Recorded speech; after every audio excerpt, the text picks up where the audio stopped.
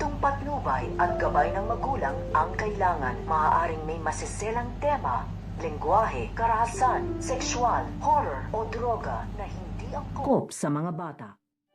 Palaisipan nga dito nga sa mga inmate kung sino nga daw ba ang tumulong dito nga daw sa mga polis upang makapasok nga ito at makalaya nga dito ang mga bihag dito nga daw ni Madam Lutus na ito nga si Lilet, si AJ at ito nga si Zoe at pati na nga rin dito ito nga si Annalyn. Kaya nga napag-uusapan nga nila dito kung sino nga daw ba ang tumulong dito nga daw sa mga polis upang makapasok nga ito dito nga daw sa loob at nahuli ang grupo nito nga daw ni Madam Lutus. Kaya nag-aalala nga sila dahil pag nalaman nga ito nito nga daw ni Madam Lutus kung sino nga daw ang tumulong dito nga daw sa mga pulis ay nga daw ang mananagot dito nga daw kay Madam Lutus. Kaya kabado nga muli ito nga si Moira dahil ito nga si Moira ang tumulong dito nga sa mga pulis upang makapasok nga ito dito nga sa loob nga ng kulungan upang mailigtas nga rin dito ito nga kanyang anak na ito nga si Zoe. So makakaabangan nga natin dito